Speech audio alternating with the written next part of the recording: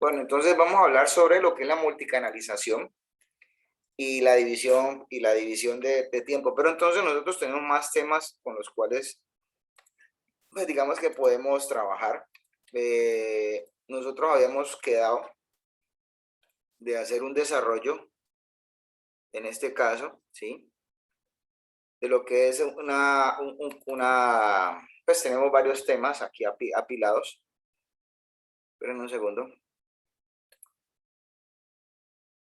¿Sí? Que son las conversiones de señales analógicas a digitales. Yo creo que más bien empecemos. ¿Qué diapositivas son estas, las 6B? A ver, nosotros tenemos para el material, No, para la de hoy, sí. son la 5, la 6 y la 6. Creo que son 4 grupos. Mira, están acá. Dentro de esto es este y este por lo pronto. Estas 4. ¿Listo? Entonces sí, porque ya nosotros hemos quedado acá. De hecho, pues esa es la idea. Entonces avancemos, jóvenes, ¿cierto? Que eso es lo importante. Entonces hablemos precisamente, pero antes de entrar en eso, hablemos de lo que es las conversiones de señales analógicas a digitales. Y luego hablamos sí, el paso de las señales por todos los puntos. Porque pues obviamente esto va a involucrar que revisemos un poco ese concepto, ¿ya? Bueno, aunque pues se puede manejar de forma separada, no quiere decir que sí o que no. Entonces, pues al hablar de nosotros, de lo que es las conversiones de señales analógicas a digitales, pues va a involucrar que ya los aspectos de la vida ya no son continuos. Los aspectos como tal van a considerar en ese caso dos ámbitos permanentemente. Hay un ámbito que se llama el ámbito de las señales analógicas y el ámbito de las señales digitales. Entonces, digamos que, pues desde ese punto de vista, las señales analógicas respecto a las señales digitales, pues tienen unas diferencias, en este caso, ¿sí? Y esas señales, pues obviamente, están sobre la consideración, en ese sentido, de lo que es el desarrollo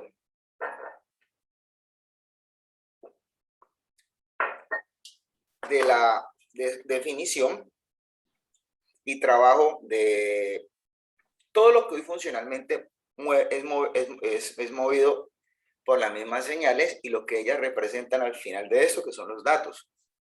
Entonces, a muchas personas les parecerá importante e interesante considerar el concepto de continuidad en el tiempo. Y obviamente porque en este caso eso está muy en relación con lo que es una señal analógica. Entonces, cualquier evento que sea continuo en el tiempo, pues determinaría desde ese punto de vista, ¿sí? Una definición de unos rangos de existencia y de valores que están para esas variables que consideramos de esa forma, en este caso, ¿sí? Pues obviamente de valores, esos números que van a estar allí representando esas medidas, pues tienen un concepto infinito, digámoslo de esa manera, ¿sí? Para no ir a considerar otras cosas. Entonces, por lo pronto, pues digamos que eso sería la forma de hablar de una señal digital, y estamos hablando bien, analógica, perdón, ahorita hablemos de una señal digital. ¿Qué es una señal digital? Pues sencillamente es cualquier evento que de forma definitoria trabaje sobre la disposición de ciertos valores presentes en el tiempo para el mismo evento. O sea, ¿eso qué quiere decir? Pues que si tenemos una señal digital, esa señal digital solamente está en ciertos valores del tiempo, no está en todos.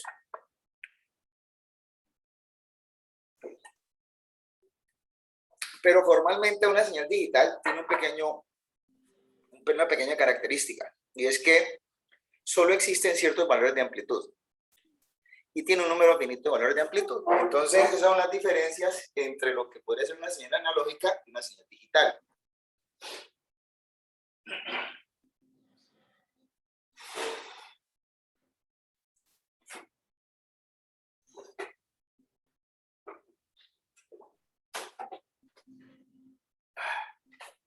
Les cuento, jóvenes, que estoy deshidratado. Bueno, ¿alguien tiene calor? Yo sí. Bueno, entonces ahorita hablemos del proceso de conversión de una señal analógica en digital. Entonces, ¿por dónde empieza el asunto? El proceso es que nosotros tenemos que someter cualquier evento del mundo de vista, del mundo continuo, ¿cierto? Y si queremos traerlo al mundo discreto, tiene que ser bajo un proceso. Ese proceso está definido allí nomás, en este caso, ¿cierto? Sí. Y obviamente, desde ese punto de vista, ya, como pueden apreciar, podemos notar nosotros que empezamos por un proceso de muestreo, luego seguiría un proceso de cuantificación o cuantización, y luego un proceso de codificación. ¿Qué es muestrear, por ejemplo? Pues se supone que uno cuando hace muestreos ya realmente está hablando de discretización. Y la discretización en ese sentido pues ya involucra, desde ese punto de vista, que hayan precisamente cosas, en este caso, con las cuales podemos darnos cuenta nosotros que hemos determinado ya solo, no todos los valores del comportamiento de un objeto continuo, sino ciertos valores. A esos ciertos valores es lo que supuestamente se le va a especificar allí que han sido muestreados. Ahora, la necesidad imperiosa de haber tenido muestras involucra que tengamos explícitamente que desarrollar, digamos que, procesos y formalismos con los cuales la cuantización precisamente se tenga que llevar a cabo. Pero la cuantización realmente a dónde lleva y qué es. Pues la cuantización no es otra cosa fundamentalmente que de asignarle valores y pesos a las muestras que se han discretizado de una señal analógica en el proceso de muestreo. Pero esos valores y muestras puntualmente ya han sido predefinidos, que eso es lo importante.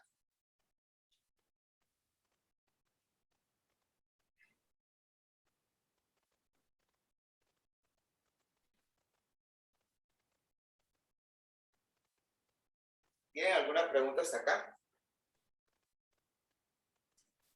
No, profe.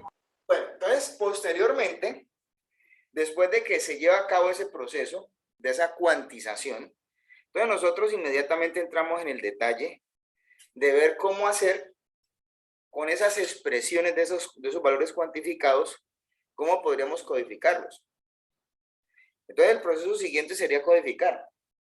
Y de hecho, sería la representación numérica de los valores cuantizados. O sea, realmente la codificación es la representación numérica de los valores cuantizados. Entonces, eso sería ya una asignación como tal de un valor numérico de un valor numérico representativo, valga la aclaración, a cada uno de los valores que ya se han discretizado del proceso del muestreo y a los cuales ya se le han asignado en ese caso un valor del evento analógico. Entonces, hay muchas cosas que aclarar acá. Pues obviamente, vamos a comenzar a mirar esta parte de esta forma.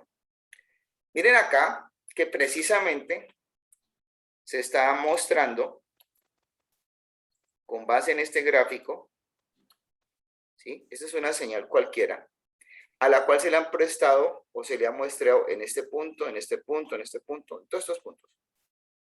Entonces, como vemos en este caso, ¿sí? ¿Sí? Como vemos en este caso, ¿sí? La cuantización, ¿qué es? La cuantización es asociar a la presencia de estos puntos, de esta señal, un valor supuestamente. Entonces, miren bien que hay unos valores que son realmente los valores originales de la muestra y otros son los valores cuantizados.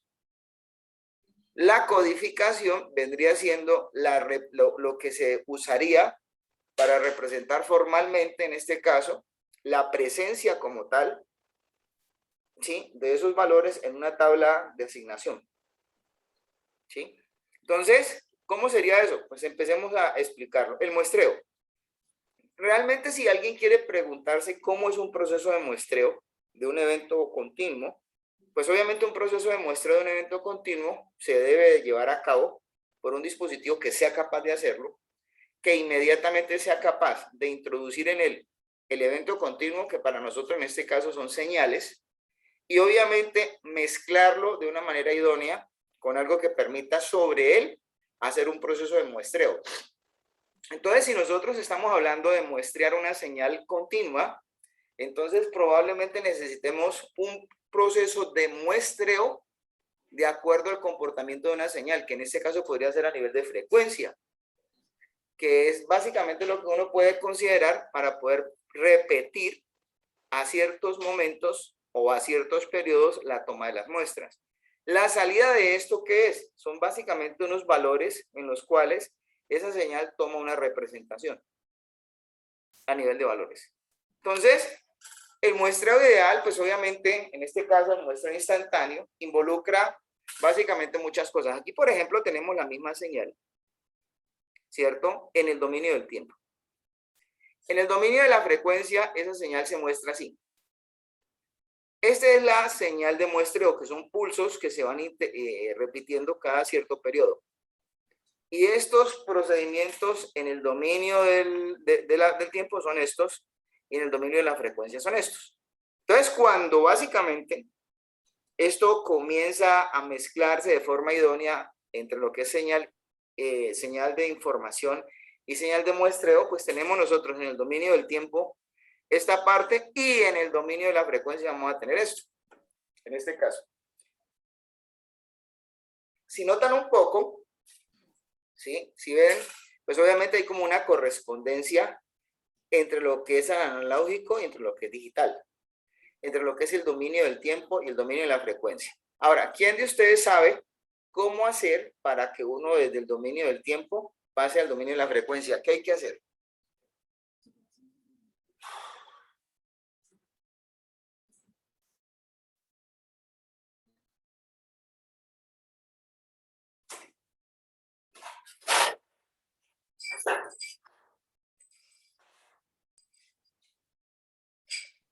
Una multiplicación.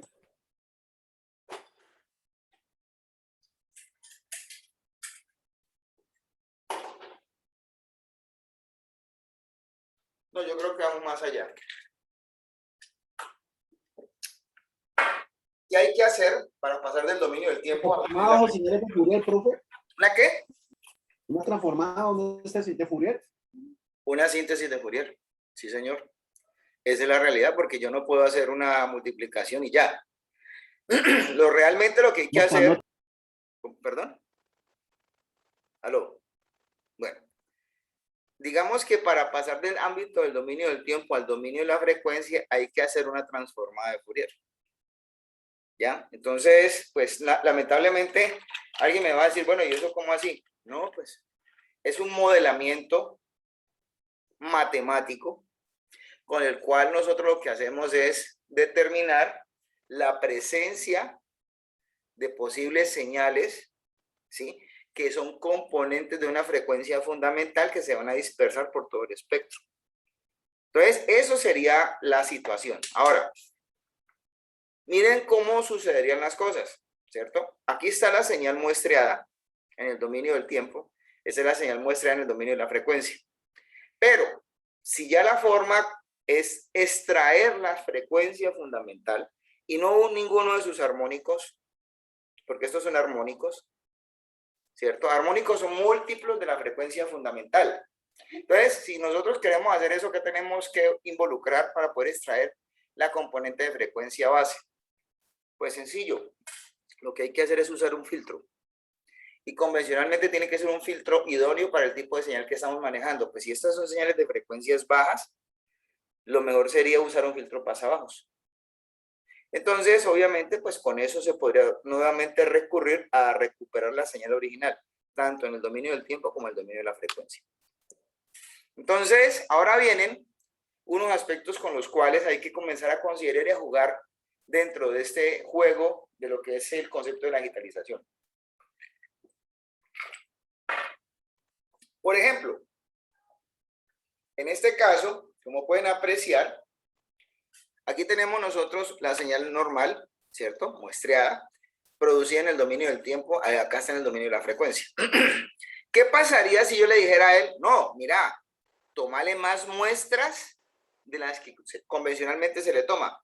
O sea, ¿qué quiere decir? Que se aumenta la frecuencia de muestreo. Entonces, en ese caso, la formalidad de lo que estamos obteniendo precisamente sería algo como esto. O sea, los tiempos de muestreo se hacen más pequeños. Entonces, quedaría una cosa como estas. Y lo resultante del dominio del tiempo sería en el dominio de la frecuencia esto. O sea, ¿qué quiere decir? Que se van a esparcir o distanciar más los armónicos. O sea, aquí habría menos componentes de frecuencia a observar. A esto se le denomina sobremuestreo. Y hay unas características, y es bueno para unas cosas y para otras, pero no para todo. ¿Ya? También está la otra posibilidad de no llegar y decir, no, pues no hagamos tantas muestras, hagamos menos muestras. ¿Cierto? Entonces, el dominio del tiempo sería más o menos esto. Y con eso se podría considerar que la frecuencia de muestreo, en este caso, podría estar por debajo de la frecuencia fundamental del mensaje de información. Al suceder eso en el dominio del tiempo, eso es lo que se sucedería en el dominio de la frecuencia. ¿Sí? Entonces, prácticamente los armónicos y componentes se van a traslapar entre sí. ¿Alguna pregunta está ahí? Sí, profe. Ahí cuando usted habla de, por ejemplo, si se toman menos muestras, van a haber más armónicos. O sea, lo que quiere decir es que la señal va a empezar a tener como interferencia, ¿cierto? Todo el tiempo. ¿Cómo le parece que sí, sí, señor? Entonces ahí es que ahí confunde un poco cuando se habla de sobremuestreo. En la segunda, o sea, sobremuestreo uno pensaría que está mal, ¿cierto? O sea, también tomar muchas medidas, o estaría bien porque los armónicos ya No. empezarían a estar más O sea, distanciados. a ver, es lógica. Espérate, repíteme lo que dijiste. Sí, o sea, cuando en la segunda gráfica se habla de que hay un sobremuestreo, pues uno lo tomaría como que es bien, porque hay más tomas de muestra, o sea que va a ser más precisa la señal y los armónicos van a estar más distanciados, sino que pues como ese término de sobremuestreo, pues no sé, estaría mal o sea, esa es la parte que me confundí un poquito entre la segunda y la tercera gráfica.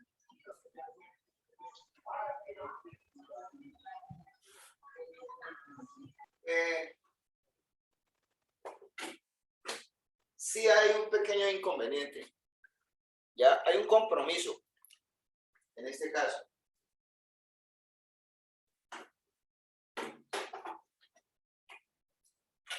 ¿Cuál es el compromiso fundamental?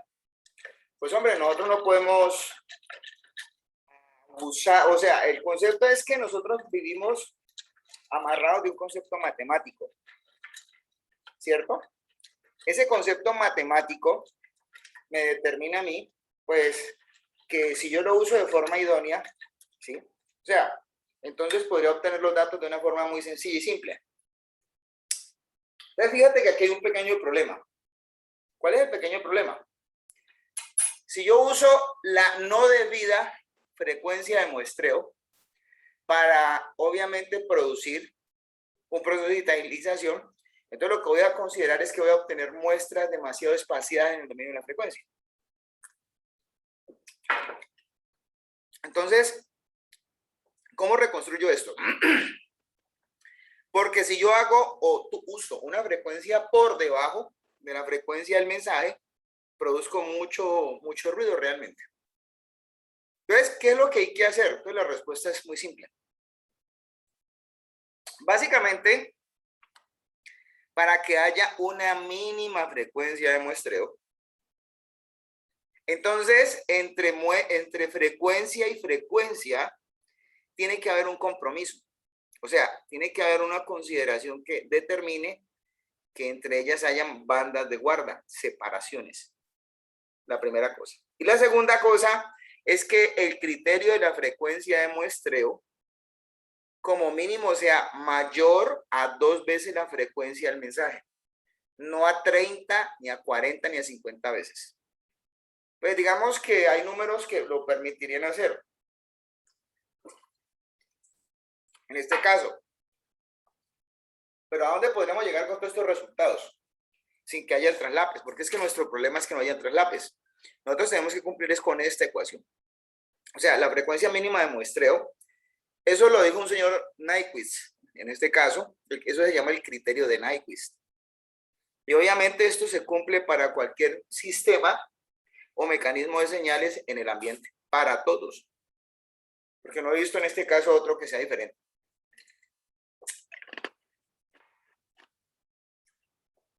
Ahora, matemáticamente, usted puede tener un submuestreo y usted lo que quiere ver en este caso es el comportamiento de los grupos de frecuencias que salen de un sistema. Pero eso sirve para observación. También cuando se sobremuestrea. A ver qué pasa acá.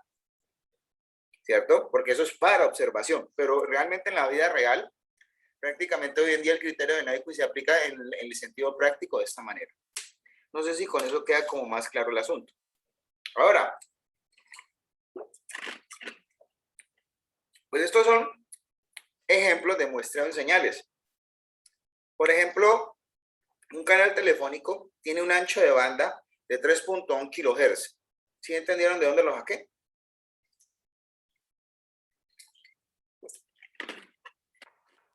Sí, profe, restando los 3400 con los 300. Exactamente, eso se llama. ¿Y usted sabe por qué se llama ancho de banda? De una vez. No lo tengo muy claro, profe. Bueno, entonces vamos a aclararlo. Sencillo es el ancho de banda de la voz, porque esta sería la frecuencia mínima y esta sería la frecuencia máxima para manejar las componentes de la voz en ese ancho de banda. Normalmente uno dice, en este caso, bueno, el ancho de banda de la voz tiene 3.1 kHz, donde la frecuencia mínima es 300 y la frecuencia máxima es 3400. Pero ¿a cuál sería la frecuencia de muestreo más idónea para ese canal de voz? Entonces, no, usted rápidamente, a muchas personas me van a decir, no, pues es como, debe ser mayor a 2 veces la frecuencia más alta, en este caso. Entonces, la frecuencia más alta sería 3400 por 2, 6800.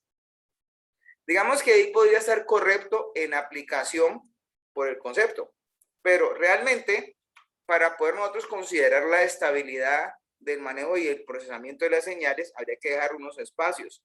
Entonces, en ese caso, la frecuencia de muestreo más idónea aplicada a un canal de voz es de 8K, o sea, 8000 Hz. No sé si me entendieron por qué estamos haciéndolo de esa forma. Es más, de hecho, ahí ya consideramos la separación entre canales.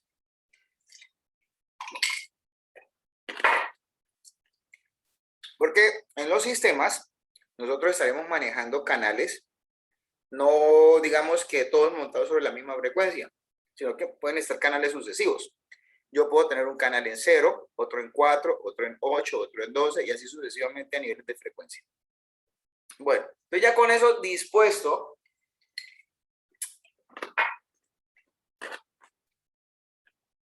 entonces mostramos el rango de frecuencias de la banda ancha. Esto era lo que anteriormente le decían banda ancha. Pero miren bien que aquí la gente está hablando de una banda ancha en Hertz. Sí, claro, es que estamos hablando del dominio de la frecuencia. Una cosa es hablar del dominio de la frecuencia, del aspecto continuo de las cosas, y otra es hablar de ancho de banda, como vamos a ver más adelante en el aspecto digital. Entonces, esto tendría obviamente una disposición de la frecuencia de muestreo para 16 kHz. Por ejemplo, un audio medio sería de 24 kHz y un audio en banda ancha, pues lo que anteriormente ellos le decían la música, entonces era 44.1 en este caso. Entonces, pues obviamente, para entrar en el detalle de todas estas cosas, pues uno va a comenzar a hablar del proceso del muestreo. Entonces hablemos en este caso del muestreo natural.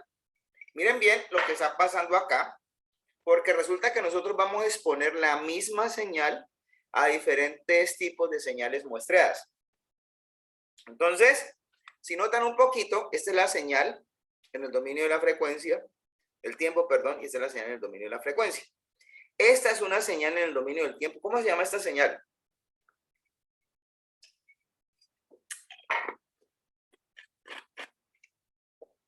Esto es una señal digital. Eso es una señal paso. No sé si se dan cuenta cuál es la señal paso, ¿no?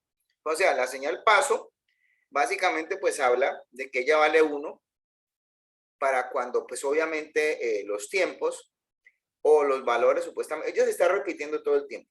La señal tiene un periodo, que es T sub M en este caso. Entonces la frecuencia de muestreo es el inverso de ese periodo. Y eso es lo que estaríamos mirando nosotros acá, y esa es una de las cosas que se relacionan con la transforma de Fourier. Ahora, si revisamos un poco la mezcla de esta señal con esta señal en el dominio del tiempo, pues nosotros vamos a tener en este caso, por medio del uso de un sistema no lineal, pues nosotros ya nos podemos dar cuenta qué se tiene que hacer para eso, en este caso. Entonces, desde ese punto de vista, ¿sí? Esa sería la señal resultante, como pueden apreciar, y la señal muestreada en el dominio de la frecuencia sería esta, ¿ya? Con sus ecuaciones matemáticas, ¿ya? Entonces, fíjense que en otras palabras, la señal del mensaje, independiente de cómo es el muestreo, se va a modelar de acuerdo a la presencia de la señal muestradora. Y asimismo va a determinar su comportamiento en el dominio de la frecuencia. Lo mismo va a pasar, por ejemplo, con este tipo de señales, ¿no? Este es otro tipo de señal, obviamente, con la cual, pues, puntualmente nosotros vamos a estar trabajando. Y ahí podemos apreciar su comportamiento de estas que van en el dominio del tiempo y esas que van en el dominio de la frecuencia. Entonces, fíjense, profe, señor. qué pena lo interrumpo, es que no le encuentro, o sea, cómo se relaciona la imagen en el tiempo con la de la frecuencia. ¿Esta? O sea, pues ¿Las rojas? una frente a la otra. Por ¿Las ejemplo, rojas? ¿cómo? Sí, Ah, las bueno. rojas O sea, contra a las ver, azules. acordate de algo, ¿no? Acordate de unas reglas básicas que hay entre las señales. Cuando nosotros integramos una señal, ¿cierto? Lineal, digamos que yo quiero coger una señal de estas que me produce una constante, ¿cierto? Y ella, al ser integrada, ¿cierto? En este caso, ella me produce a mí una señal tipo pendiente, una señal continua, ¿ya? Cuando, por ejemplo, estamos nosotros moldeando señales, cuando derivamos, precisamente, cuando integramos por lo general, como está sucediendo con este tipo de cosas acá, entonces nosotros podemos pasar de los formatos de esas señales en el dominio del tiempo, ¿cierto? Al dominio de la frecuencia. Entonces, ¿cómo se hace esa parte? Entonces, bueno, mira, acá hay varios ejemplos. El primero de estos fue que usáramos una señal de estas que se iteraba o se repetía, ¿sí? Ella cuando pasa al dominio de la frecuencia, ¿en qué se convierte esto? En pulsos, ¿ya? Porque es que la regla base es la matemática que se pasa o que se aplica sobre este tipo de señal. ¿Esto qué es realmente? ¿Ya? Entonces, es como, a ver, aquí hay que hablar de lo que es la integral de un paso, la integral de un pulso, en este caso, y la derivada del paso y la derivada del pulso. Lo que pasa es que, pues, obviamente, este no es un curso de matemáticas,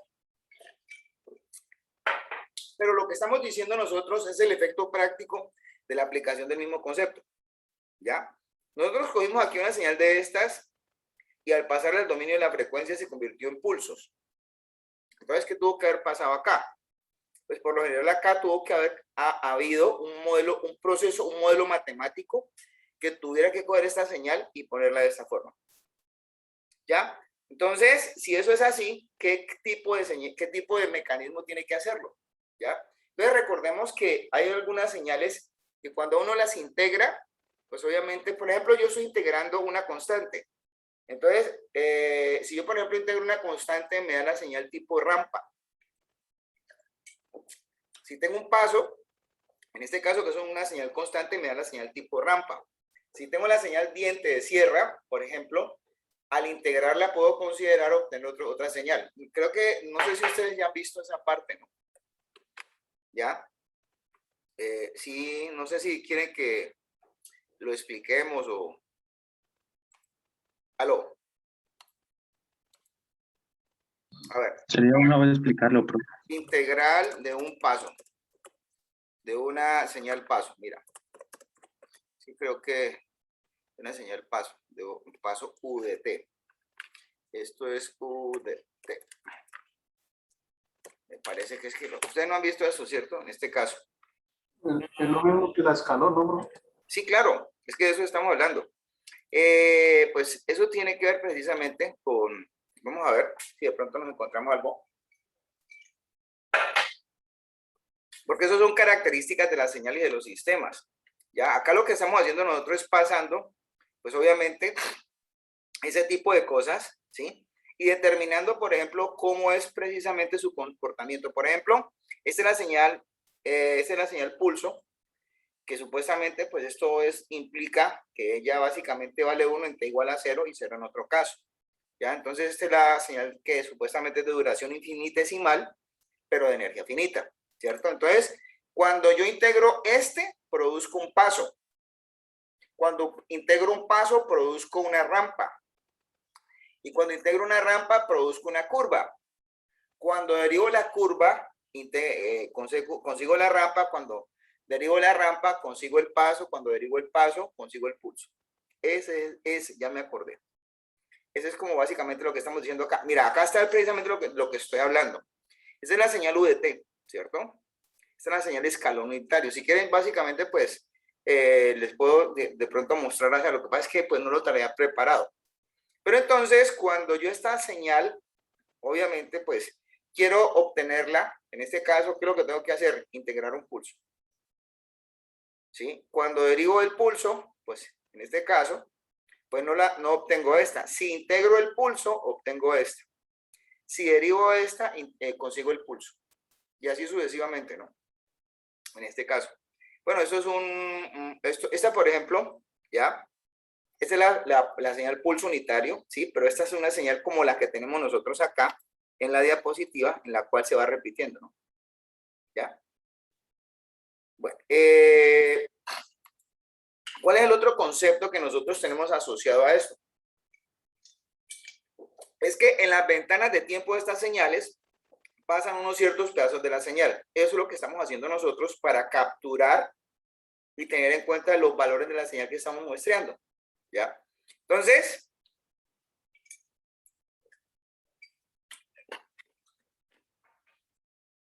este tipo de cosas pues nos ayudan a entender un poco más cómo matemáticamente por manipulaciones podemos nosotros obtener las cosas, en este caso, ¿ya?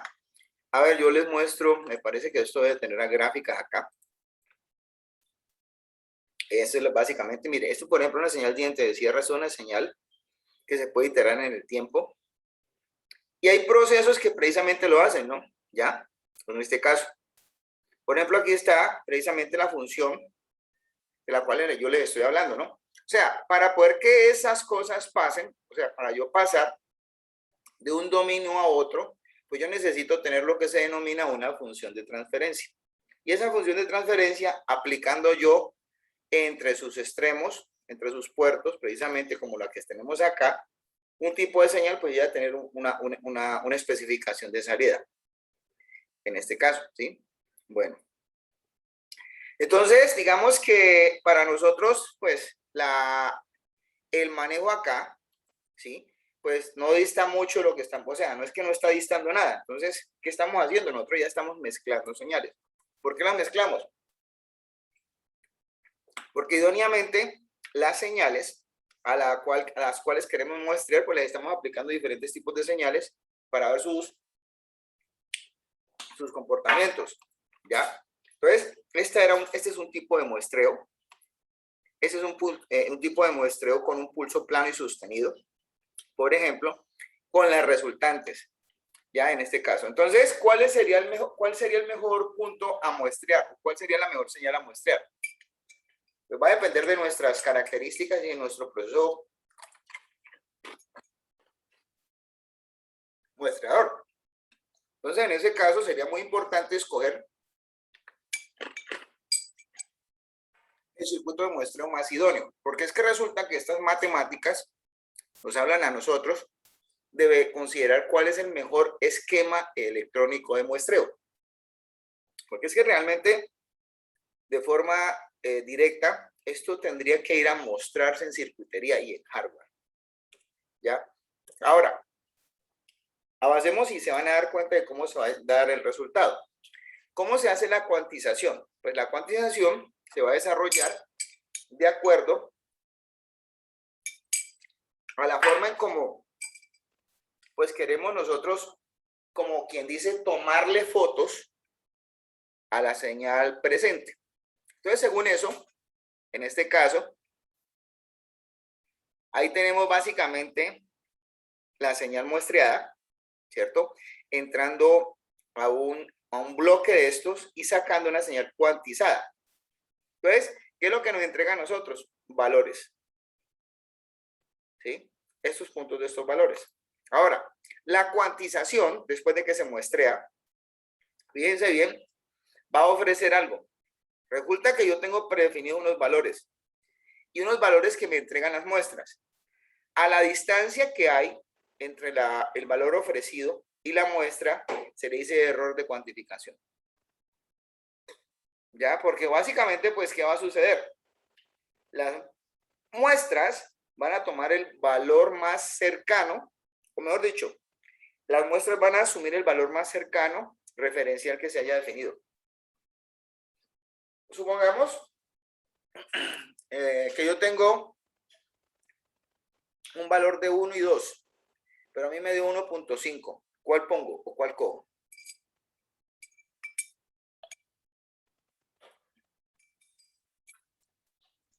Dos, ¿no? Ahí va, entonces eso ahí va a primar también un criterio. 2 se podría considerar un buen valor, pero también es un valor grande, ¿no?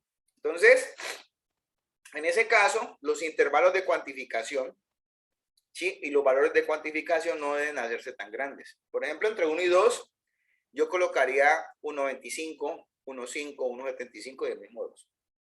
Entonces, si por ejemplo yo ya tengo, en este caso, por decirlo de esa forma, 1.5, pues hombre, 1.5 es 1.5. Pero si yo tengo 1.24, 1.24, ¿qué valor es? ¿1 o 1.25? Pues 1.25. Entonces, ya en ese sentido es cuando uno tiene que considerar cuáles son los valores más idóneos de las muestras. Entonces, por ejemplo, si nosotros queremos saber cuáles son los valores de cuantización de ciertas cosas, por ejemplo, la voz telefónica se revisa en muestreos y se cuantifica con 256 valores. ¿Quién me dice a mí cuántos bits son los que pueden representar los 256 valores?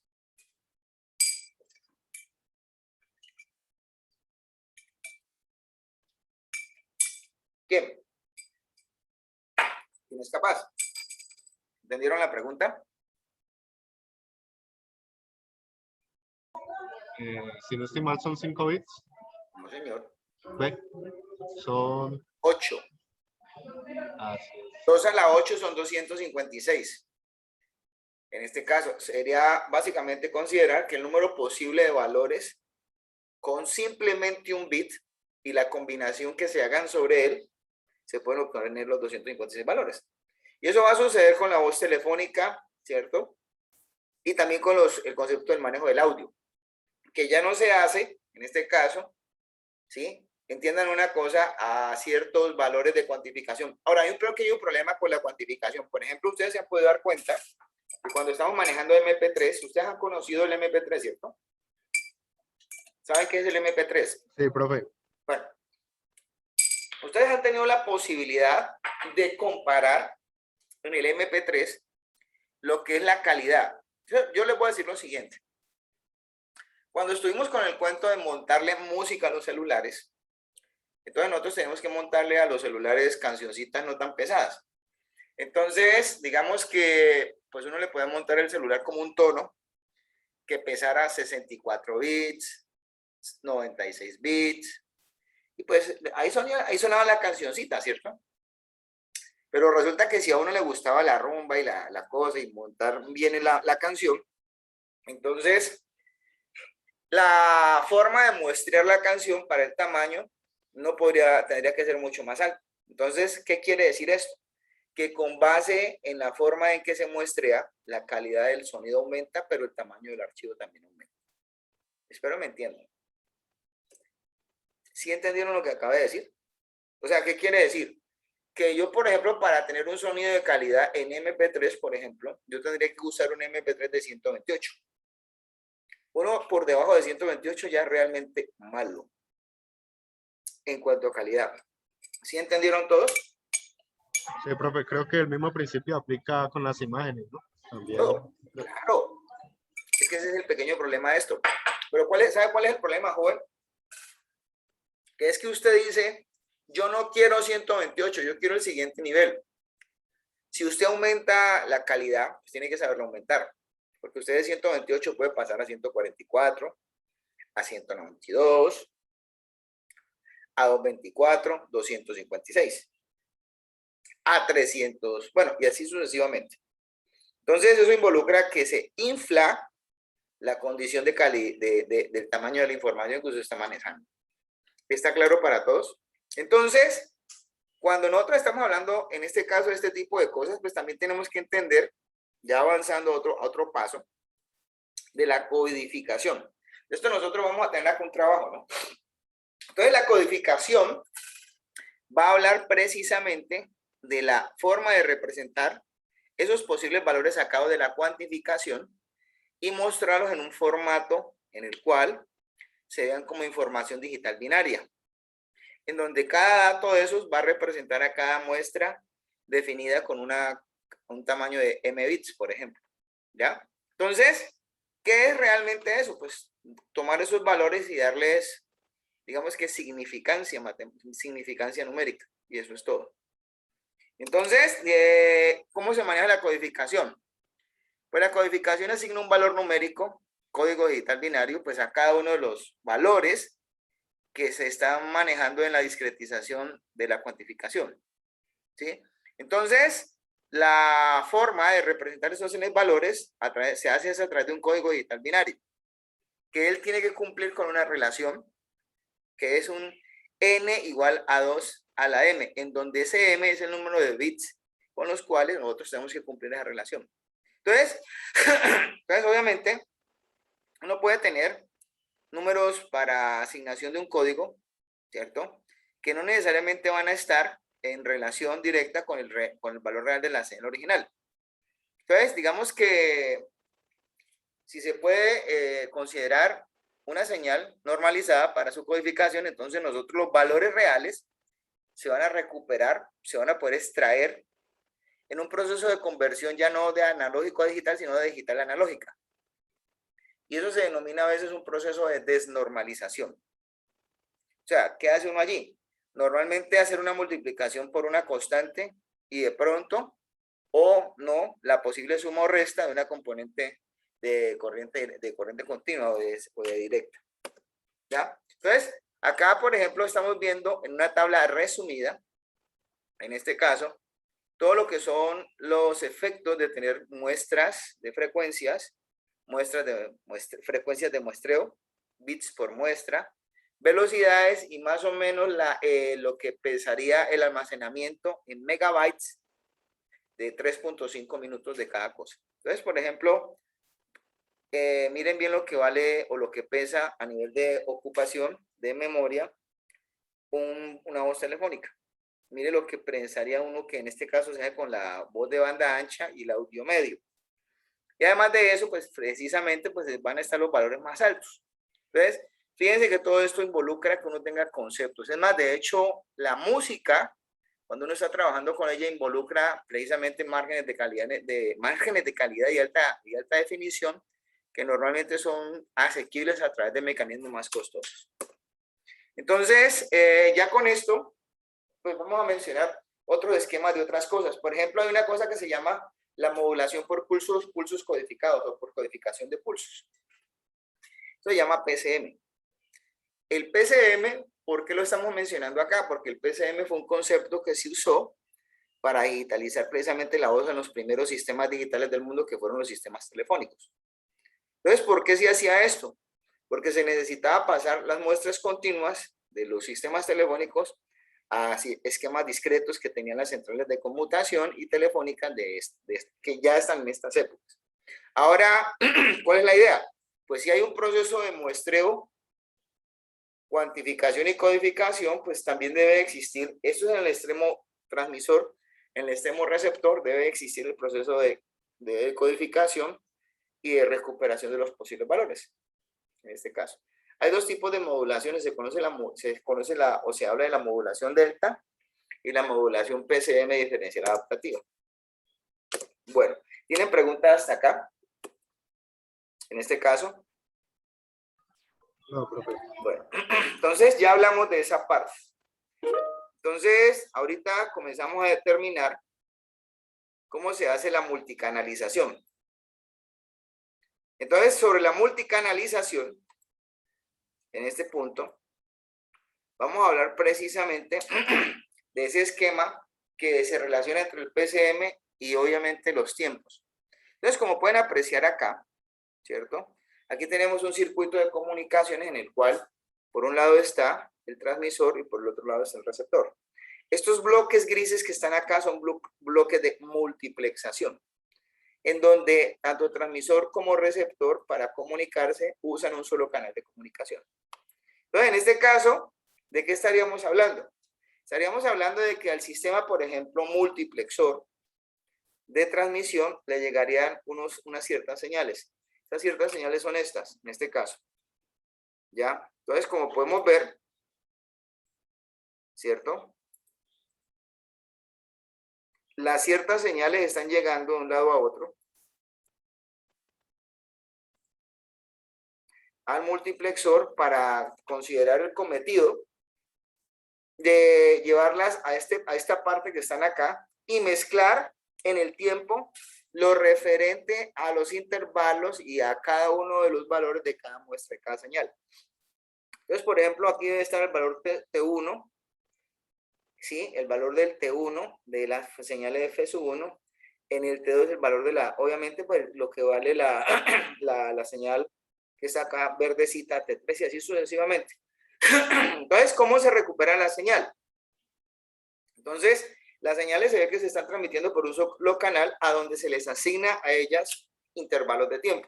Entonces, cuando van del transmisor, cuando llegan al receptor, pues el receptor lo que hace es recibir esta estela de señales y va a buscar fundamentalmente, de esa manera, ¿sí? Extraer o asignar a cada evento de una forma creíble, ¿cierto? Como estamos manejándolo acá, el pedazo de cada señal y recomponer la señal en el destino. Ahora, para pasar de este punto a este punto tienen que haber pasado muchas cosas para que esto se organice. Porque supuestamente lo que estamos haciendo acá es rastreando los pedazos de cada señal para juntarlas de nuevo. ¿Tienen alguna pregunta? Y ese es el sistema completo. Entonces, ¿qué pasa? Entonces, el sistema se interfaza en un canal de comunicaciones en donde, por un lado, en un multiplexor, pues recibimos todas las entradas de unas señales. Y en el otro lado, en el sistema de receptor, en un demultiplexor, se expanden las señales de nuevo a su estado natural.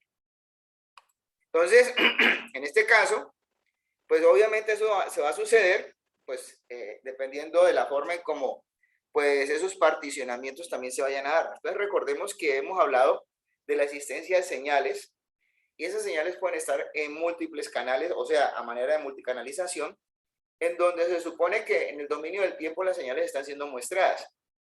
Entonces, obviamente, tenemos que cumplir que ese muestreo cumpla con esa relación, que sea mayor a 2 veces la frecuencia máxima del mecanismo que se está observando.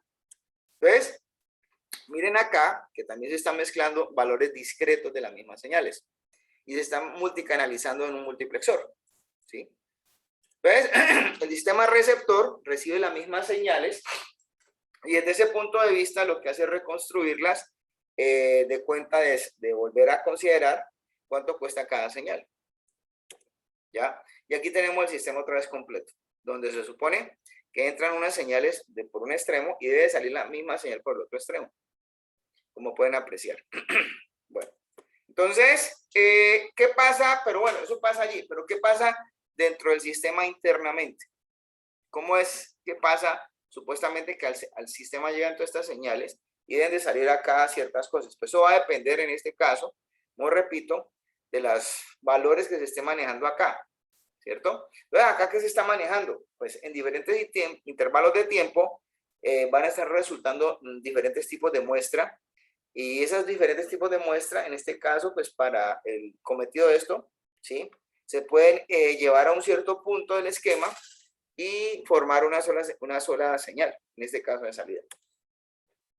¿Qué pasaría en este caso en el extremo receptor? Pues lo completamente dispuesto y antagónico, que es recibir todas esas señales aisladas, ¿cierto? Para que en este caso se puedan reconstruir a cada una por separado.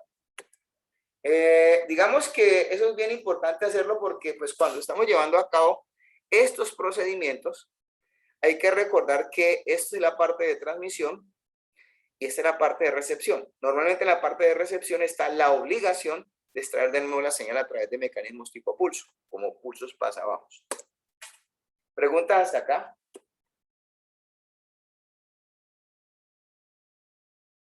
No, profe. Entonces vamos a hablar sobre las modulaciones digitales, precisamente. Entonces, en este caso, lo primero que vamos a considerar nosotros es, pues, para hablar de las modulaciones digitales, es en qué consiste lo que vamos a hacer. Primero, pues nosotros ya hemos hablado de que vamos a coger un concepto digital, ¿sí? Y para poder obtenerlo, necesitamos sacarlo a partir de un proceso analógico. Entonces, vamos a representar con muestras instantáneas lo concerniente o lo referencial a una señal analógica mediante palabras digitales. En ese caso, pues obviamente, ¿qué se requiere? Ese es todo el esquema completo. Un filtrado, un muestreo, una cuantificación, una codificación. Desde el punto de vista del transmisor, un canal de comunicaciones.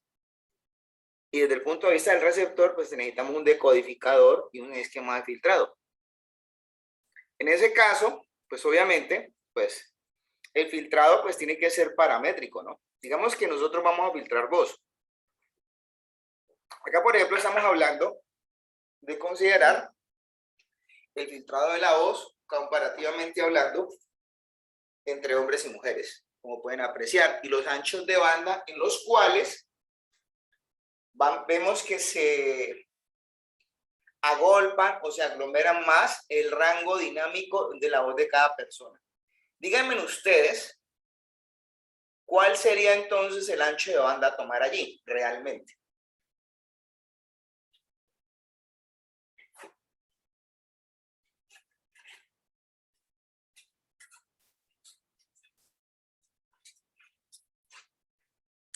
¿Sí entienden la pregunta?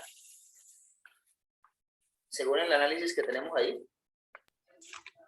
¿O no? Creo que entonces sería el de 3100 que usted había hecho ahora en la otra diapositiva, o entendí mal la pregunta.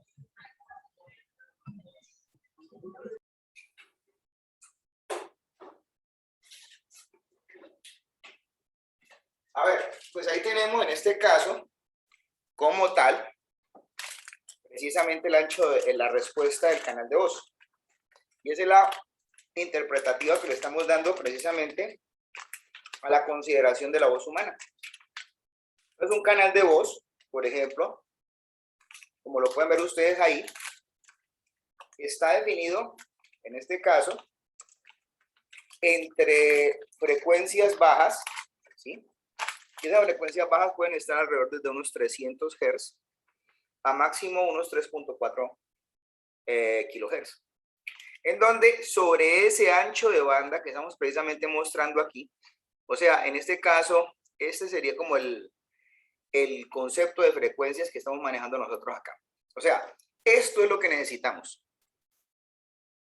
¿Sí me entienden todos? ¿O no?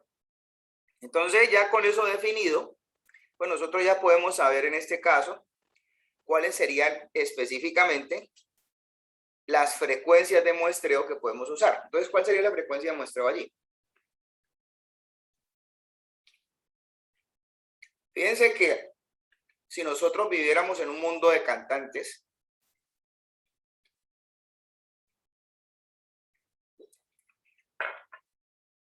si todos en la Tierra cantáramos, el canal de comunicaciones que tendríamos que considerar para esto sería tendría un muestreo más grande o más pequeño.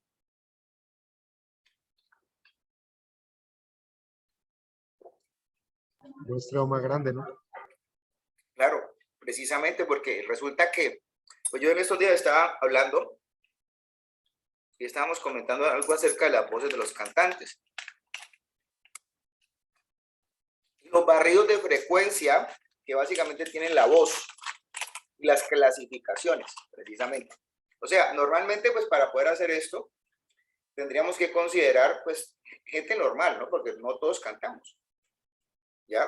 De pronto hay gente que canta profesionalmente, pero no todos lo hacen en este caso. Entonces, ¿cómo habla el teorema del muestreo? Entonces, eso fue lo que yo les dije hace un rato, ¿no? El teorema del muestreo habla de que cualquier señal analógica limitada en banda, porque tiene que ser limitada en una banda, por eso hablábamos de esta banda precisamente, ¿ya? Esas bandas de frecuencia.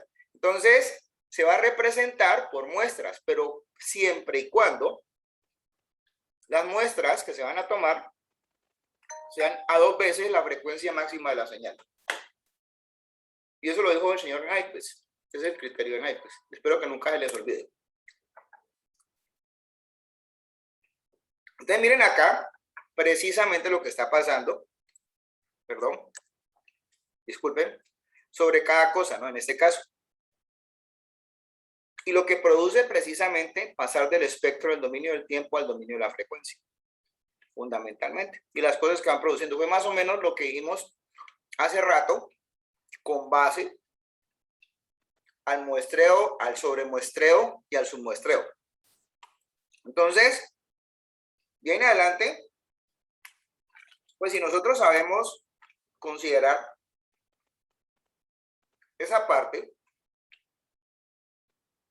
pues entonces nos vamos a dar cuenta de forma directa de que para poder manipular señales, nosotros también podemos ofrecer procesos de modulación, ¿cierto? Idóneos.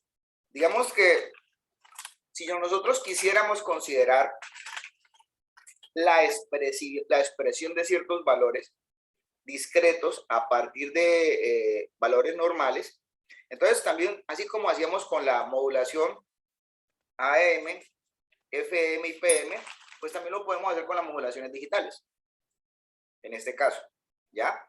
Entonces, la modulación acá, fíjense que ellas no van a considerar partir del formato del comportamiento de una ecuación que tiene parámetros para controlarle frecuencia, fase y amplitud.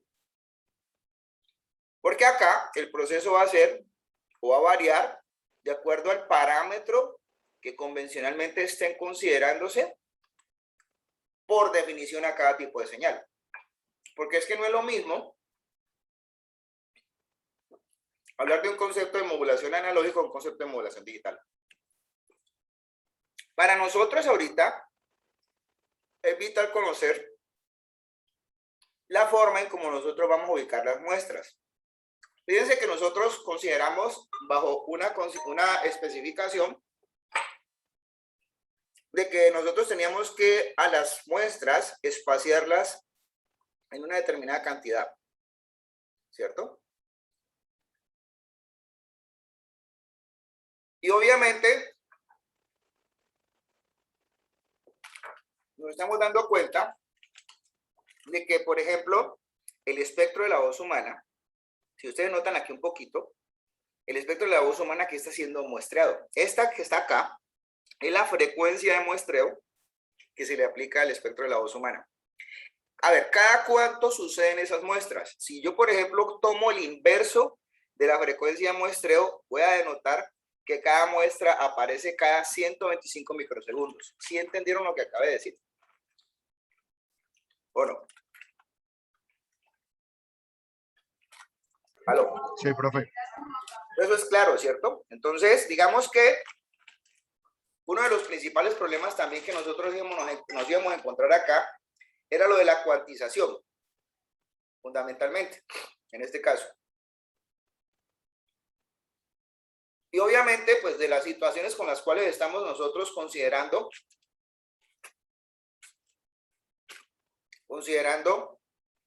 trabajar en el de darnos cuenta a qué se refieren las señales. ¿Ya? Y en cómo se determinan ellas. Y obviamente, en este caso, de forma definitiva, dense cuenta que ustedes ya van a poder determinar que la cuantización va a tener que ser paramétrica. ¿Por qué? Porque resulta que, como sabemos nosotros, la cuantización entrega un error de cuantización. Ese error de cuantización es cuantificable. Porque, por ejemplo, si yo tengo un valor predeterminado y un valor de la muestra, el error de cuantificación se puede medir. Entonces, hay errores permitidos en las muestras, como hay otros que no. ¿Está claro para ustedes? Entonces, según eso, en este caso, ese es un buen error, prácticamente. Pero ese es un error bastante grande, ¿no? Porque este error puede decir que esa muestra puede costar tanto 0.6 como 0.8 como 1. Entonces, si este es el valor central, entonces ese error puede definir en este caso que sea 0.8 o 1.2. Para básicamente 2 o 3 señales diferentes. Ese es el pequeño problema de esto. ¿Sí entendieron? Bueno.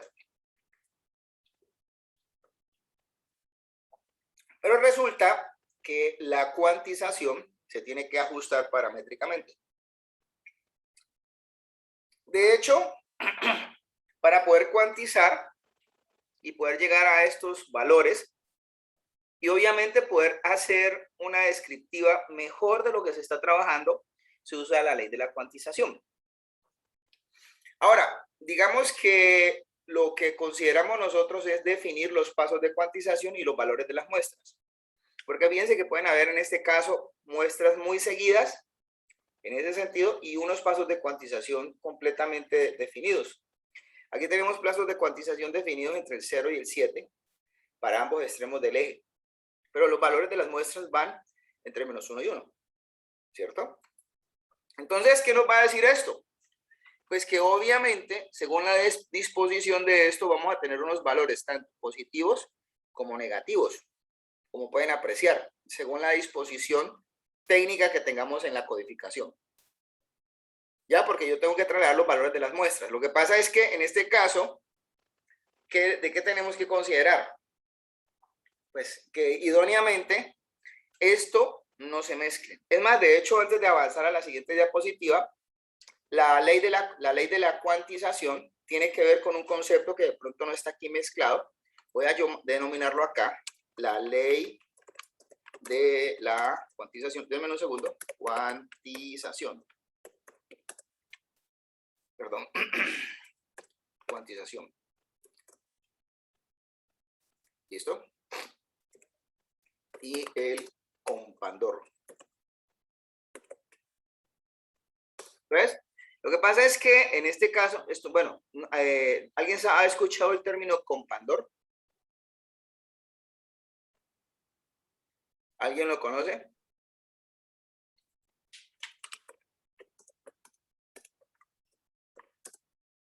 ¿O no? No, profe, yo no lo he escuchado. No, realmente, digamos que esas cosas, bueno, lo que pasa es que hay dos tipos de leyes. Hay una, o sea, para la compansión, obviamente, ¿sí? Para estos dos tipos de cosas, pues hay dos leyes. Hay una que se llama la ley A y la ley μ. El compandor es el dispositivo que es capaz de ejecutar la compresión y expansión de señales en un dispositivo electrónico. Entonces, digamos que, bueno, para eso hay literatura. Lo que pasa es que no se ha considerado hacerlo para acá, pero pues obviamente eso se aplica básicamente sobre el concepto y la base de la codificación, dependiendo de los tipos de esquemas que estemos usando en este caso. ¿Ya? Entonces, desde ese punto de vista, ¿sí? ¿Ya? Entonces, definamos básicamente muchas cosas. Por ejemplo, la ley A y la ley mu. Digamos que son algoritmos. La ley mu o la ley, bueno, es la ley mu, pues yo siempre la definí así, en este caso. Esto es un mecanismo de cuantificación logarítmica de una señal de audio, ¿sí? ¿Cómo se utiliza? Pues es utilizada principalmente en el manejo del audio y la voz humana, obviamente porque se aplica sobre las características de esta misma, en este caso. ¿Por qué proviene o por qué se llama ley mu? Pues es de acuerdo a una letra griega, en este caso, ¿cierto? Que está acá definido. Y obviamente es aplicable en el campo de las telecomunicaciones. Es un sistema de codificación que convencionalmente no se usa en Colombia. Se usa más que todo en países como Estados Unidos y Japón. Porque nosotros seguimos el esquema europeo. Y nosotros usamos, en este caso, el esquema de la ley A. En este caso. Entonces, ¿cuáles son las características de la ley mu en ese sentido? Pues es un algoritmo estandarizado, es un algoritmo referente de la ITU, es el G711, pues es de baja complejidad, se aplica para manejar voz, ¿cierto? De hecho, pues por la complejidad que tiene el algoritmo, no introduce ningún retardo algorítmico. Se utilizan sistemas TDM, o sea, básicamente sistemas eso es multiplexación por división de tiempo en este caso, pero pues no es aplicable ni útil para transmisión por paquetes. Entonces ahí hay el detalle. ¿Cuál es el factor de compresión? Porque yo les dije a ustedes que esto se encargaba de hacerlo un sistema compactor, que era compresión y expansión al mismo tiempo. ¿Ya? Entonces, la tasa de compresión es de 2:1. Y obviamente, pues eso tiene que arrojar algún nivel de pérdidas. En cambio, pues vamos a mirar de la ley A.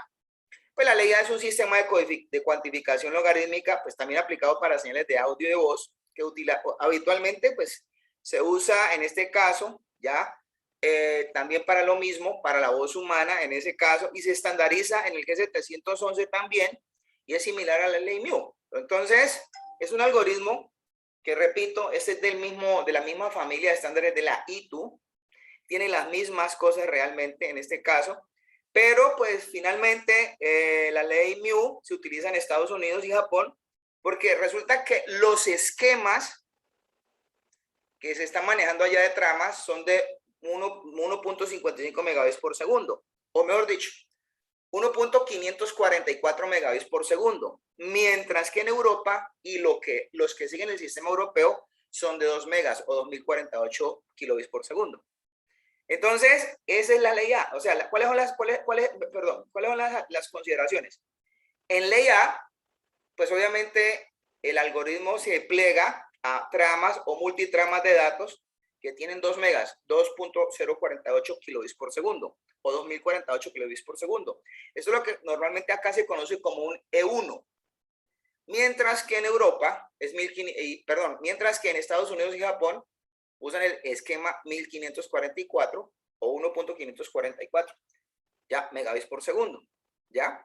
Entonces, ¿eso qué quiere decir? Pues es que hay una diferencia entre las dos cosas. Y el sistema europeo y japonés no maneja E1s, maneja sistemas tipo T1 a partir de tramas base, para que nos pongamos de acuerdo.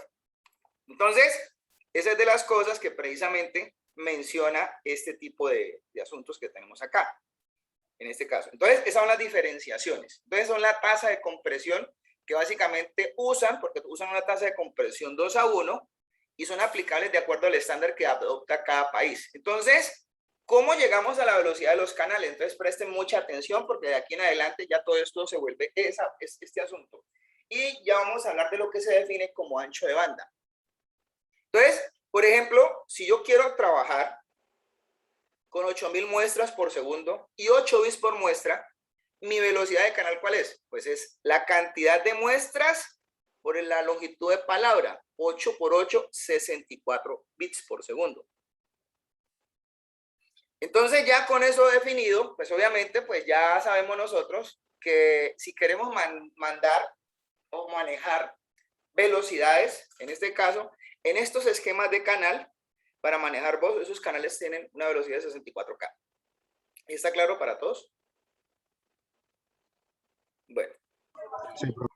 Entonces hablemos ahorita del sistema TDM, que fue lo que estuvimos ahorita haciendo, pues, entrada. Nosotros mostramos unos gráficos, ¿cierto? Que por un lado hay un multiplexor, por otro lado hay un demultiplexor. Pero no decía directamente que era TDM, pero realmente eso es TDM, porque eso es multiplexación por división en el tiempo. Porque la TDM es la intercalación en el tiempo de las diferentes fuentes que supuestamente están aportando información a un mismo canal de comunicaciones. Es más, lo voy a recordar, porque resulta que eso ya lo hemos mostrado acá. Entonces, en este caso, ¿cierto? Según lo que hemos mostrado, eso yo lo mostré ahorita, ¿no? ¿Sí? No sé si se acuerdan. Entonces, es esto precisamente. ¿Ya? Entonces, son diferentes tipos de muestras. Lo que pasa es que acá, en los esquemas decía, estos son intervalos de tiempo. El esquema completo era esto, que a los intervalos de tiempo, en la parte del multiplexor, se envían estos datos y en la parte del demultiplexor se reciben estos datos. Entonces, según esa parte, ya, entonces, lo que básicamente íbamos a considerar nosotros, en este caso, era definir cómo mezclar esas señales. El TDM es el sistema base que se utiliza o se ha utilizado básicamente los esquemas y los canales de manejo telefónico. Es como esto, en este caso, ¿no? ¿Ya? Porque se está cogiendo la misma señal en multiplexaje y se está tomando muestras de ella durante todo un recorrido. Por ejemplo, la señal 1 ocurrió aquí, aquí, aquí y acá. La señal 2 ocurrió aquí, aquí y aquí. La señal 3, ¿dónde ocurrió? Pues aquí, aquí y aquí. Y así sucesivamente. Entonces, eso era lo que íbamos a mencionar. La norma americana tiene 24 canales, ¿ya? En este caso. Pero la norma europea tiene 30 canales o 30 señales más 2 de control. Supuestamente la velocidad de esto sería 32 por 64, que es igual a 2048. Yo no sé si ustedes pueden multiplicar por esto, pero eso es la realidad de esta parte. Este es el que es conocido como E1. Es más, de hecho, podríamos hacer lo mismo para este lado de acá, en este caso, porque es que resulta y acontece, a ver si de pronto me sale el cálculo rapidito, porque yo tendría 24, ¿cierto? Por 64. Más un canal de esos en este caso, o sea, realmente son 25, no un segundito, 25 por 64. Bueno, ya nos da los 1600. De hecho, es que son 24 señales, en este caso, ¿sí? Más un canal de control, que es lo que tiene la trama. Pero revisamos acá, porque yo no traía esto, pues vamos a revisar. Eso se llama, ¿cómo es que es? Disculpen, la ley norma norteamericana. Norma norteamericana.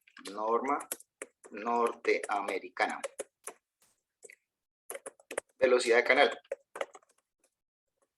Entonces, vamos a mirar acá rápidamente.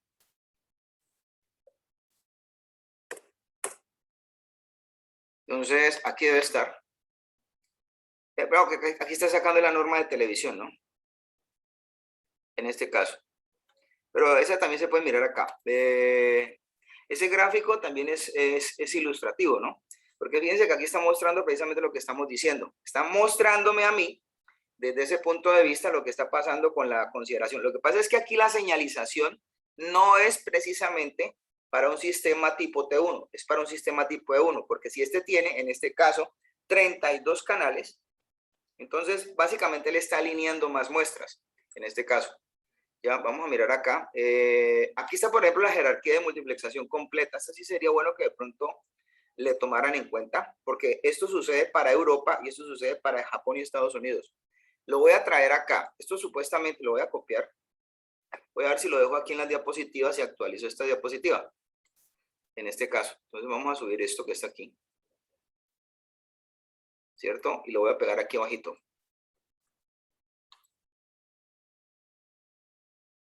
Ah, bueno, es que acá está la muestra de él, ¿no? Precisamente.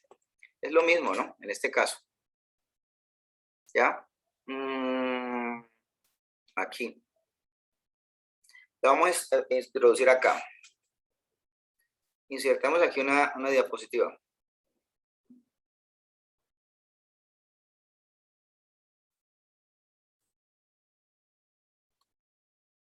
Entonces, ¿qué le ponemos? Entonces, aquí pegamos eso.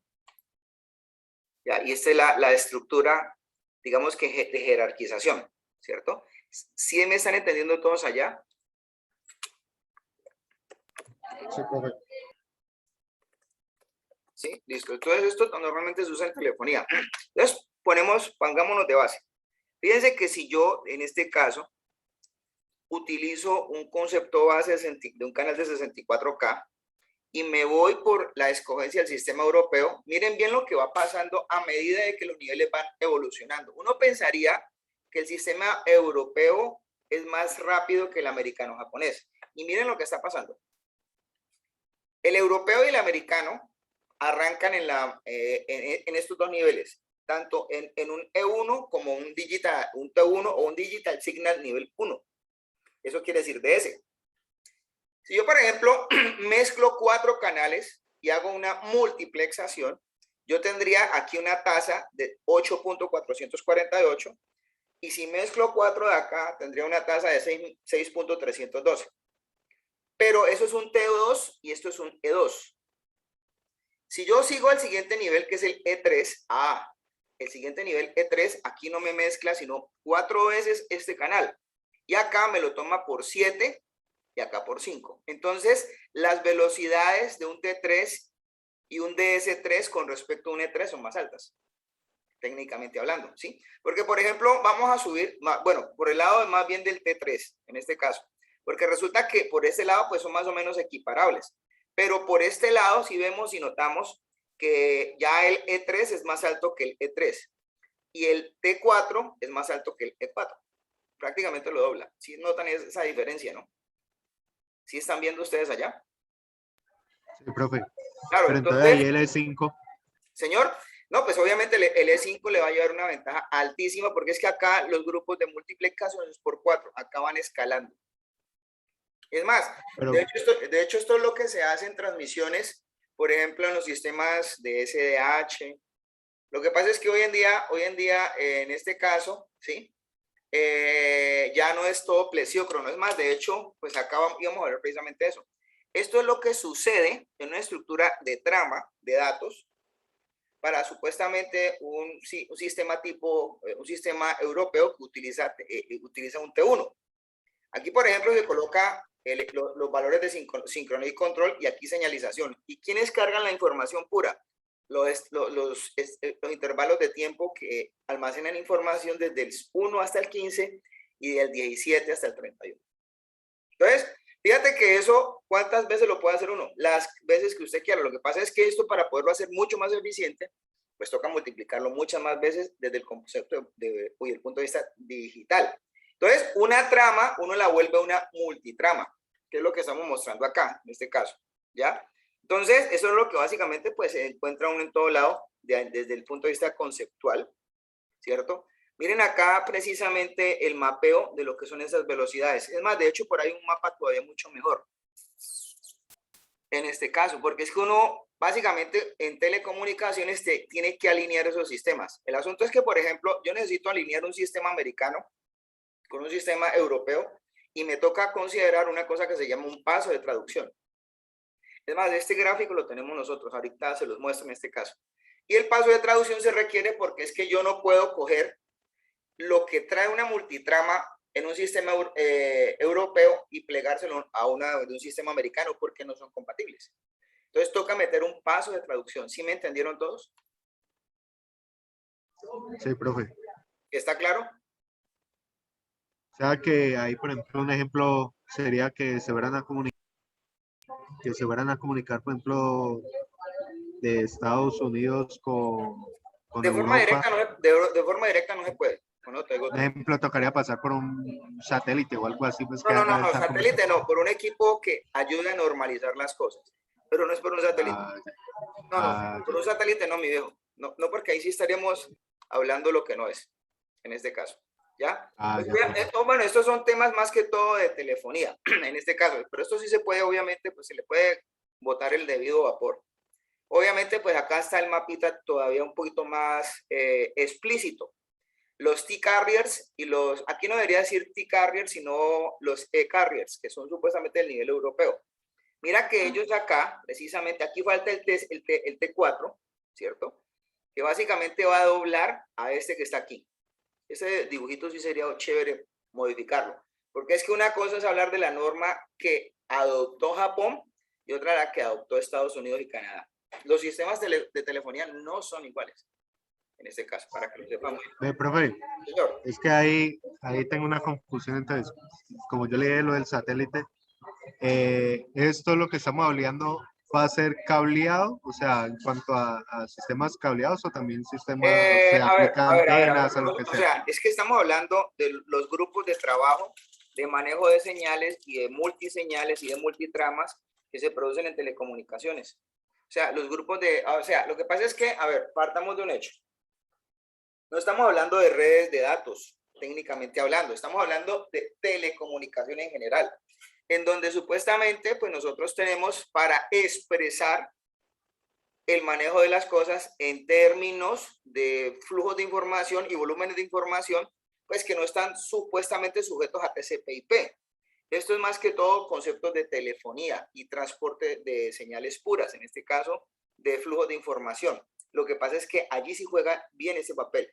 Lo que pasa es que, ¿por qué lo estamos mencionando? Porque ese esquema es el que se aplicó precisamente, ¿cierto? Para manejar, eso, mejor dicho, han sido los albores y los inicios en la parte de las telecomunicaciones. Lo que pasa es que yo ya lo que hago es sobre estas estructuras de envío de informaciones, soportar el envío de paquetes. Ah, eso es otra cosa. Porque es que esto sigue existiendo. Yo puedo, por ejemplo, tener un T4 que me transporta miles de redes de datos. Ellos siguen sirviendo el soporte. Lo que pasa es que el sistema telefónico no ha dejado de funcionar. Esa es la parte fundamental en este caso, ¿ya? Aquí está básicamente precisamente eso mostrado. Este es el sistema PDH, pero este es aplicado precisamente, en este caso, bajo la norma europea, en ese sentido, y la norma japonesa y la norma americana. Entonces, aquí estaban los órdenes. Por ejemplo, el orden japonés, el orden americano y el orden europeo. Pero como pueden apreciar, pues las velocidades sí son muy diferentes. Hasta el orden 3, obviamente, pues se sabe que en este caso aquí las multiplicaciones van diferentes. Y eso sí es bien importante saberlo. ¿Ya? Ahora, de esto precisamente estamos hablando. Lo que pasa es que anteriormente los sistemas eran plesiócronos. En este caso. ¿Ya? De plesit quiere decir que son casi síncronos. Esos eran los sistemas PDH. ¿Ya? Entonces, uno que introducía multicanales que entraban a los sistemas, y de estos, por ejemplo, aquí se cogían un número determinado de canales y se convertía acá en uno de estos. Luego, un número determinado de canales acá se convertía en uno de estos. Y así sucesivamente hasta que se iba volviendo un solo canal. ¿Ya? Entonces, ¿esto por qué cambió? Lo que pasa es que, en este caso, ¿cuál era el problema? Supongamos que yo necesitaba entrar a este dato específicamente, o a este dato. Entonces, ¿yo qué hacía ubicado desde acá?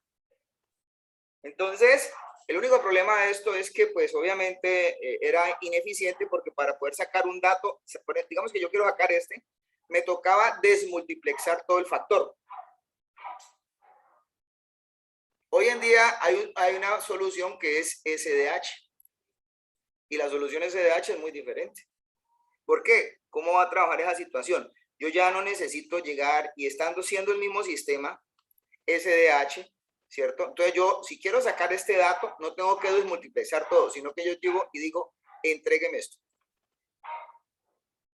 ¿A través de qué? A un mecanismo que se llama drop and insert. Un sistema de punteros. Hagan de cuenta que es como si hubiéramos cogido los manejos que le hemos dado al software para el manejo de punteros y el manejo de listas, y le decimos a la multitrama, mira, yo no puedo sacarte toda para que me entregues un solo datico. Yo puedo llegar directamente a este punto de la estructura de la trama, porque nosotros íbamos a tener matrices de datos, en este caso, y obviamente llegaba al punto que yo necesitaba. Yo no necesitaba todos, porque estos son matrices de datos realmente, que supuestamente reflejan la digitalización de las cosas. ¿Ya? ¿Hasta ahí han entendido? Sí, profe. Bueno, entonces, de aquí en adelante, pues vamos a hablar de otras cositas asociadas a esto. Vamos a ver, pues en este caso, pues vamos a hacer un abrebocas hasta aquí. Digamos que vamos a hablar de códigos, pero ya de aquí seguimos en otra parte, ¿no?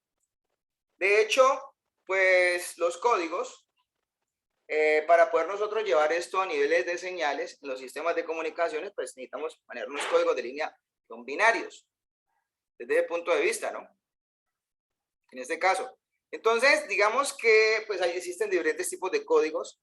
Tenemos varios. Por ejemplo, tenemos el no retorno a cero, el de retorno a cero, ¿cierto? En presencia de un reloj. El AMI, que es inversión de marcas alternadas. El HDB3, el CMI, en presencia de un reloj. Entonces, vamos a mirar un poquito más de ese asunto. Entonces, vamos a saltar a otro grupo de paquetes de información de los que tenemos acá. En este caso, entonces, seguimos aquí, ¿cierto? Y pues obviamente íbamos a hablar precisamente de todos estos conceptos, pero primero hablemos de los códigos, que es lo que supuestamente nos está esperando hoy de momento. Bueno, pero entonces, más bien, continuemos acá y no dejamos los códigos para después, porque es que no vamos a alcanzar, porque nos queda muy poco tiempo. Más bien hagamos esta parte y hablemos precisamente de estas cosas. Y obviamente vamos a hablar de los asuntos que están relacionados con las señales digitales y vamos a hablar de las modulaciones. Resulta que había un señor que se llama Claude Shannon, ¿cierto? Que fue el que comenzó con estos asuntos a insertar y a distribuir precisamente para el mundo todo este legado de conocimiento que necesitamos para implementar sistemas de comunicaciones digitales. Entonces, de hecho, pues nosotros comenzamos aquí a particularizar en el asunto de por qué tenemos señales analógicas y señales digitales. Hay un antecedente. Entonces, ¿por qué las técnicas digitales en las comunicaciones? Por ejemplo, nosotros si queremos considerar la extensión física y eléctrica de un circuito de comunicaciones cableado, no vamos a usar un amplificador, vamos a usar el concepto de un repetidor. De hecho, en este caso, los repetidores, cuando estamos hablando de sistemas digitales, no adicionan ruido aditivo. Cuando estamos hablando del esquema de multiplexación de tiempo, que es usado básicamente en los sistemas digitales, pues es más útil el esquema de multiplexación, el esquema de multiplexación por división de tiempo, ¿cierto?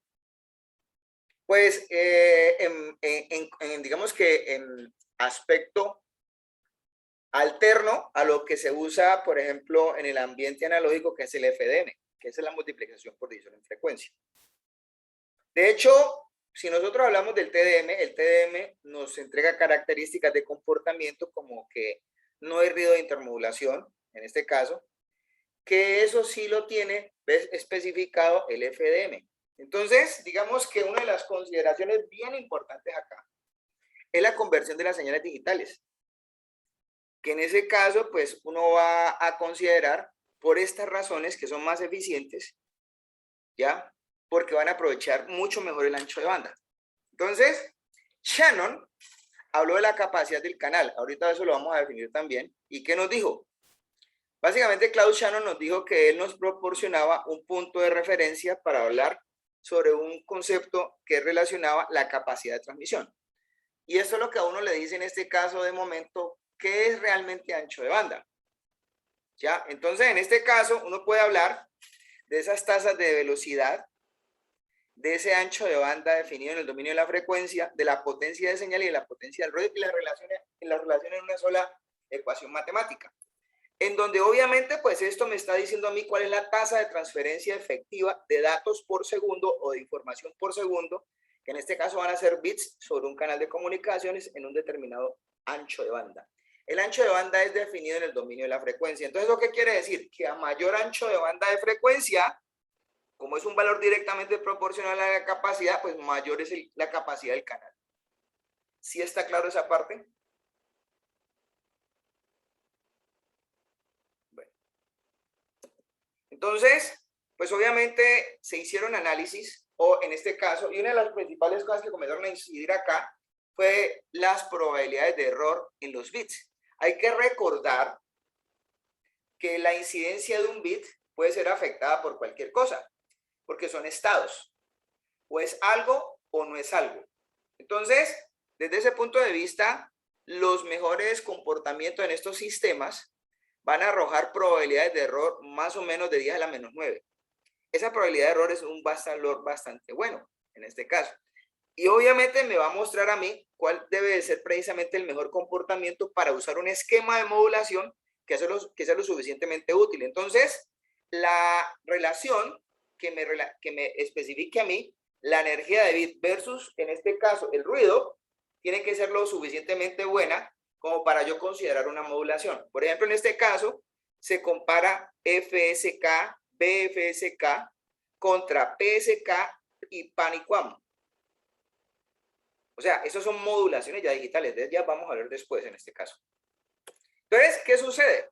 Pues obviamente nos están mostrando que precisamente nosotros podemos, de acuerdo a esto, tener mucho mejor comportamiento manejando ciertas modulaciones. Ahora, obviamente la energía, en este caso, pues también juega un papel importante porque es que los sistemas no son, digámoslo así, matemáticamente, o sea, la idea es que estos sistemas sean matemáticamente factibles.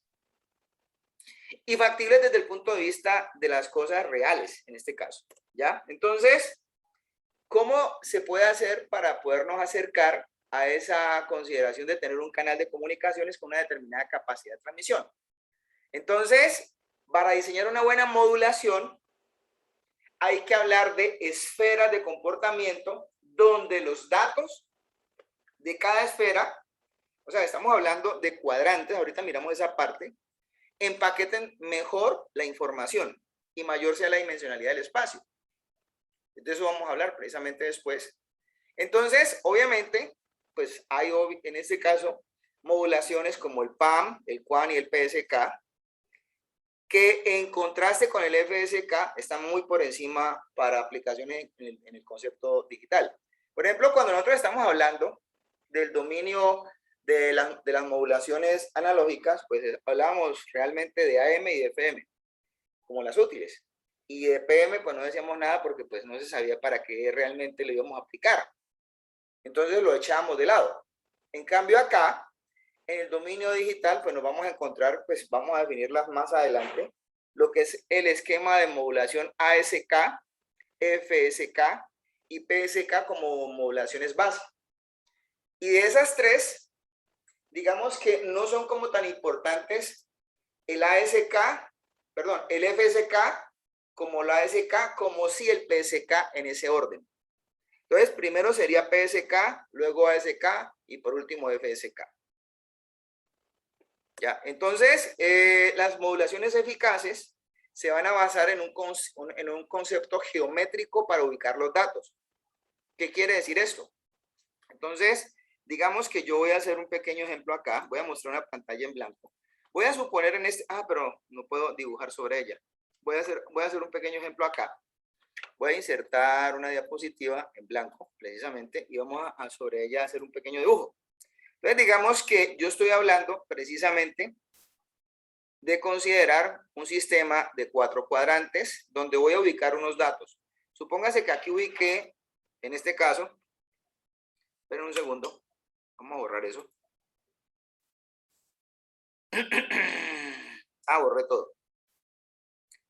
¿Cierto? Entonces, un sistema de 4 cuadrantes donde aquí puse un dato, aquí puse un dato, aquí puse un dato, otro dato, otro dato, otro dato, otro dato.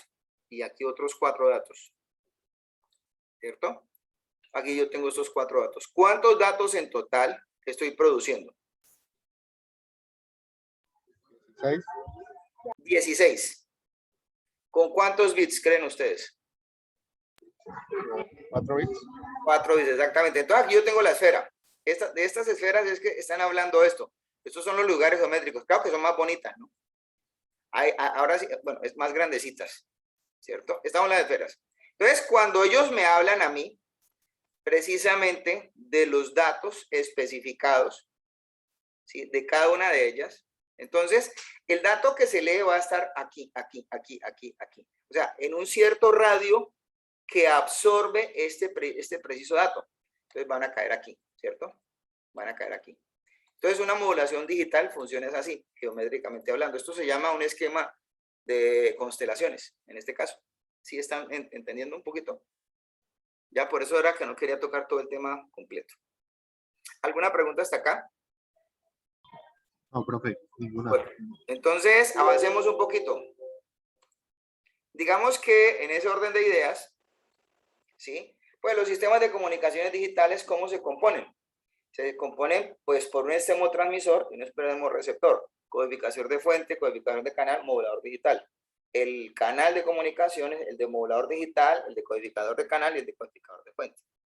Supuestamente aquí se están escalando por partes. Aquí tenemos el tratamiento de la voz, el tratamiento de los datos y el tratamiento de adecuación de señales al canal. Aquí están todas las partes de esto. Supuestamente aquí se está pasando voz y video, es en ese sentido, ¿no? Ya. Entonces, ¿qué pasa con esta situación? Pues yo tengo que trabajar con la recepción de datos analógicos y volverlos señales digitales. Eso es básicamente lo que estamos buscando. ¿Está claro? Entonces, vamos a coger esas señales y las vamos a convertir a señales digitales. Una vez que entran al sistema, se trasladan de un lado a otro, se codifican. Y una vez que se han enviado y han llegado al sistema receptor, pues vuelven y se sacan y se extraen otra vez como señales analógicas. Ya, en este caso. Entonces, nosotros tenemos que partir del hecho de que tenemos que tener esquemas muy definidos de lo que son puntos de digitalización. Y eso es lo que hoy en día está pasando en todo el mundo. Hoy en día todo el mundo tiende a digitalizar todo. Entonces, de hecho, pues los digitalizadores, ¿qué hacen? Reciben datos analógicos, se muestrean, se cuantifican y se codifican y se mandan supuestamente a un sistema modulador. Ahora, hay una cosa bien importante, ¿no? Que también hay que considerar. La señal, por más digital que sea, antes de llegar a un esquema de modulación, se denomina señal en banda base. Cuando la señal ya entra al modulador y se convierte en otra cosa, ya no es señal de banda base. Por ejemplo, aquí se está modulando en un convencionalismo ASK, en este caso, por ejemplo. ¿Preguntas hasta acá? ¿Ninguna?